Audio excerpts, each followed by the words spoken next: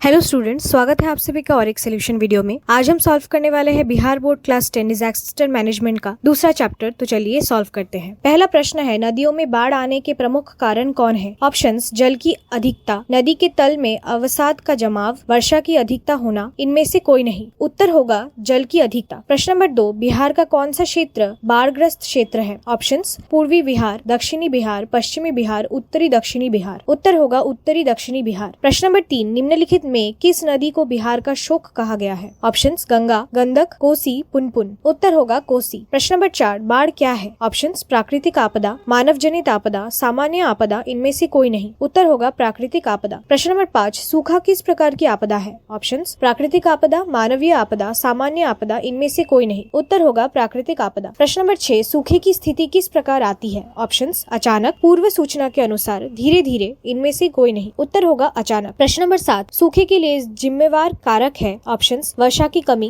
भूकंप, बाढ़, ज्वालामुखी क्रिया। उत्तर होगा वर्षा की कमी। प्रश्न नंबर 8, सूखे से बचाव का उपाय? ऑप्शंस, नदियों को आपस में जोड़ देना, वर्षा जल का संग्रह करना, बाढ़ की स्थिति उत्पन्न करना, इनमें से कोई नहीं। उत्तर होगा वर्षा जल का संग्रह करना। अब आते हैं लघु उत्तरीय प्रश्न पर, जिसका 1 नंबर प्रश्न है, बाढ़ कैसे आती है, स्पष्ट करें। उत्तर, बाढ़ मुख्यतः अत्यधिक वर्षा के कारण होती है, जब नदियों, तालाबों या अन्य जलाशयों का जलस्तर अचानक बढ़ जाता है। भारत में मानसून की अनिश्चितता और तीव्र वर्षा बाढ़ के प्रमुख कारण है। इसके अतिरिक्त जब नदी के किनारे बने तटबंध या बांध कमजोर हो जाते हैं या टूट जाते हैं, तब भी बाढ़ की स्थिति उत्पन्न हो जाती है। अनियंत्रित शहरीकरण, जल निकासी की उपयुक्त व्यवस्था और वन क्षेत्रों की कटाई भी बाढ़ के प्रमुख मानवीय कारण है। जैसे 2008 में कोसी नदी के तटबंध के टूटने से बिहार में भीषण बाढ़ आई थी, जिससे हजारों लोग प्रभावित हुए थे। प्रश्न नंबर 2, बाढ़ से होने वाली हानियों की चर्चा करें। उत्तर, बाढ़ आने से अनेक प्रकार की हानियां होती है, जो मानव जीवन और संपत्ति को गहरा नुकसान पहुंचाती है। मकान गिरने से लोग बेघर हो जाते हैं और संपत्ति का भारी नुकसान होता है। बाढ़ के पानी में फसलें डूब जाती है, जिससे कृषि को भारी हानि होती है और खाद्यान्न संकट उत्पन्न होता है। बाढ़ग्रस्त क्षेत्रों में पानी के जमाव से महामारी फैलने का खतरा बढ़ जाता है, जैसे डेंगू, मलेरिया और जल जनित बीमारियां। संचार, परिवहन और बिजली जैसे बुनियादी सेवाएं भी बाढ़ से प्रभावित होती है, जिससे जनजीवन अस्थिर हो जाता है। प्रश्न नंबर 3, बाढ़ से सुरक्षा हेतु अपनाई जाने वाली सावधानियों को लिखे। उत्तर, बाढ़ से सुरक्षा के लिए कई सावधानियां अपनाई जा सकती है। पहला, घरों का निर्माण बाढ़ संभावित क्षेत्र से दूर और ऊंची जगह पर करना चाहिए। घरों के निर्माण में मजबूत सामग्री का उपयोग किया जाए, जिससे वे बाढ़ की चपेट में आने पर भी सुरक्षित रहे। बाढ़ पूर्व तैयारी के तहत पंप सेट और जल निकासी की उचित व्यवस्था की जानी चाहिए। स्थानीय प्रशासन और पंचायत को बाढ़ की स्थिति में आपातकालीन योजनाएं तैयार रखनी चाहिए, जैसे कि सुरक्षित स्थानों पर लोगों को ले जाने की व्यवस्था। इसके अतिरिक्त तैयारी का प्रशिक्षण और आपातकालीन किट की उपलब्धता भी सुनिश्चित की जानी चाहिए। प्रश्न नंबर 4, बाढ़ नियंत्रण के लिए उपाय बताइए। उत्तर, बाढ़ नियंत्रण के लिए 2 प्रमुख उपाय अपनाए जा सकते हैं, वैकल्पिक प्रबंधन और पूर्व सूचना प्रबंधन। वैकल्पिक प्रबंधन, इसमें प्राकृतिक संसाधनों के उचित उपयोग पर जोर दिया जाता है, जैसे कि जलाशयों का निर्माण, नदियों के किनारे वृक्षारोपण और नदियों के तल की सफाई। भवनों का निर्माण नदी से दूर और ऊंचे स्थान पर किया जाना चाहिए। मकान की दीवारें और स्तंभ मजबूत सामग्री से बने होने चाहिए, ताकि बाढ़ का प्रभाव कम से कम हो। पूर्व सूचना प्रबंधन, इसमें बाढ़ की संभावना की पूर्व सूचना देकर जनता को सतर्क किया जाता है। सुदूर संवेदन तकनीक का उपयोग कर बाढ़ पूर्वानुमान किया जाता है, ताकि समय रहते सुरक्षा के उपाय किए जा सके। बाढ़ की स्थिति में विद्यालय बंद कर दिए जाने चाहिए। स्थानीय अस्पतालों में डॉक्टरों और दवाइयों की पर्याप्त व्यवस्था होनी चाहिए। बाढ़ प्रभावित क्षेत्र में तैराकी के प्रशिक्षण और बचाव उपकरणों की उपलब्धता भी सुनिश्चित की जानी चाहिए। प्रश्न नंबर 5, सूखे की स्थिति को परिभाषित करें। उत्तर, सूखे की स्थिति तब उत्पन्न होती है जब किसी क्षेत्र में लंबे समय तक पर्याप्त वर्षा नहीं होती है, जिससे जल स्रोत सूख जाते हैं और पानी की कमी हो जाती है। सूखे के कारण फसलों को पानी नहीं मिल पाता, जिससे कृषि उत्पादन में कमी आती है। इस स्थिति में पेयजल की भी कमी हो जाती है, जिससे मानव जीवन और पशुओं के लिए गंभीर संकट उत्पन्न होता है। सूखा न केवल कृषि और पशुपालन को प्रभावित करता है, बल्कि सामाजिक और आर्थिक स्थितियों पर भी बड़ा प्रभाव डालता है। प्रश्न नंबर 6, सुखाड़ के लिए जिम्मेवार कारकों का वर्णन करें। उत्तर, सुखाड़ के लिए प्रमुख जिम्मेदार कारक वर्षा की कमी है। अत्यधिक वनों की कटाई, जलवायु परिवर्तन और अनियंत्रित जल दोहन भी सुखाड़ के प्रमुख कारण है। इसके अतिरिक्त जल संरक्षण की कमी, जल स्रोतों का दूषण होना और पारंपरिक जल स्रोतों जैसे तालाबों, कुओं और झीलों की उपेक्षा भी सूखे की स्थिति को बढ़ावा देते हैं। भूजल स्तर का अत्यधिक दोहन और जल संसाधनों का असमान वितरण भी सूखे के प्रमुख कारण कारण में से है। प्रश्न नंबर 7, सुखाड़ से बचाव के तरीके का वर्णन करें। उत्तर, सुखाड़ के बचने के लिए दीर्घकालीन और लघुकालीन दोनों प्रकार की योजनाओं की आवश्यकता होती है। दीर्घकालीन योजनाओं में नहरों, तालाबों और कुओं के विकास पर जोर दिया जाता है, जिससे पानी का संग्रहण और उपयोग किया जा सके। सूखे के समय नहर प्रबंधन द्वारा जल की उपलब्धता सुनिश्चित की जाती है, जैसे कि कोसी कमांड क्षेत्र, गंडक कमांड क्षेत्र में। लघुकालीन उपायों में सूखे की स्थिति में जल के समुचित उपयोग, सूखारोधी फसलों का चयन और जल संरक्षण के लिए उपाय करना शामिल है। जल संचय के लिए वर्षा जल संग्रहण और भूजल पुनर्वहन तकनीकों का उपयोग भी किया जाना चाहिए। अब आते हैं लघु उत्तरीय प्रश्न पर, जिसका 1 नंबर प्रश्न है, बिहार में बाढ़ की स्थिति का वर्णन करें। उत्तर, बिहार में बाढ़ की स्थिति अत्यंत गंभीर और विनाशकारी होती है, जिसे देखते हुए इसे बिहार का शोक कहा जाता है। मुख्यतः मानसून के दौरान भारी वर्षा से नदियों में जलस्तर बढ़ जाता है, जो बाढ़ का कारण बनता है। कोसी नदी, जिसे बिहार का शोक कहा जाता है, बिहार में बाढ़ का सबसे बड़ा कारण है। 2008 में कोसी नदी के तटबंध के टूटने से बिहार में भीषण बाढ़ आई थी, जिससे हजारों गांव जलमग्न हो गए थे और लाखों लोग बेघर हो गए थे। इस बाढ़ ने न केवल बिहार बल्कि पूरे विश्व का ध्यान आकर्षित किया और अंतर्राष्ट्रीय सहायता की आवश्यकता पड़ी। नेपाल से बहने वाली नदियां जैसे कोसी, कमला बलान और गंडक भारी वर्षा के समय अपना विनाशकारी रूप धारण कर लेती है। नेपाल की भौगोलिक स्थिति और वहाँ के पहाड़ी क्षेत्र में होने वाली भारी वर्षा भी बिहार में बाढ़ की स्थिति को और गंभीर बना देती है। इन नदियों के जल प्रवाह में वृद्धि और तटबंधों की कमजोर स्थिति के कारण बिहार में हर साल बाढ़ की स्थिति उत्पन्न होती है। प्रश्न नंबर 2, बाढ़ के कारणों एवं इसकी सुरक्षा संबंधी उपायों का विस्तृत वर्णन करें। उत्तर, बाढ़ एक प्राकृतिक आपदा है, जिसका मुख्य कारण नदियों में अत्यधिक वर्षा जल का पहुँचना है। इसके अतिरिक्त नदियों की घाटियों में मिट्टी के जमाव में भी जल का प्रभाव बाधित होता है, जिससे बाढ़ आती है। वनस्पतियों की अत्यधिक कटाई, अनियंत्रित शहरीकरण और कमजोर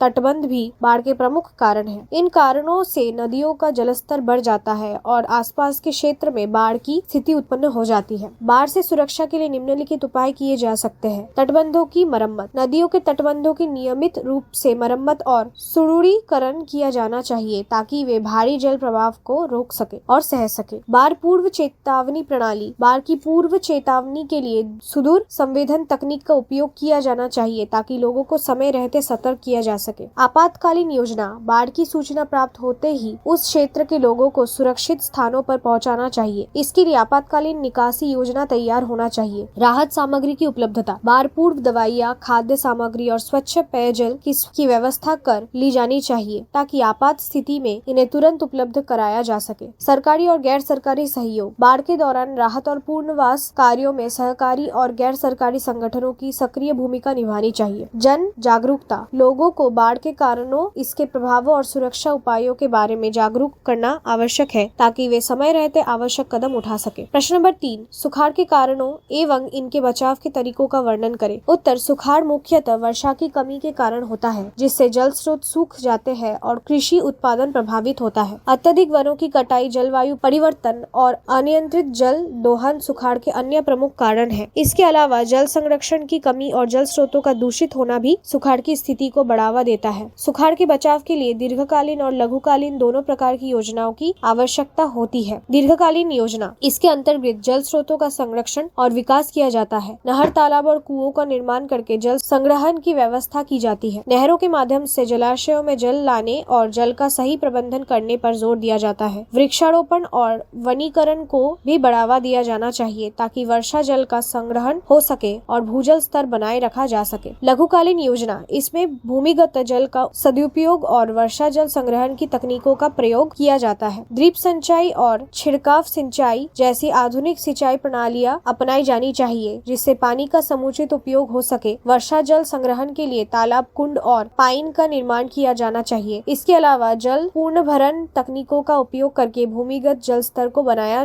रखा जा सकता है। सुखाड़ के दौरान जल प्रबंधन और संरक्षण के ये उपाय अपनाकर इस प्राकृतिक आपदा के प्रभाव को कम किया जा सकता है और समाज को सुरक्षित रखा जा सकता है। और इसी के साथ आज का सोल्यूशन वीडियो यही समाप्त होता है। जल्द लौटेंगे और एक सोल्यूशन वीडियो के साथ। तब तक कीप लर्निंग।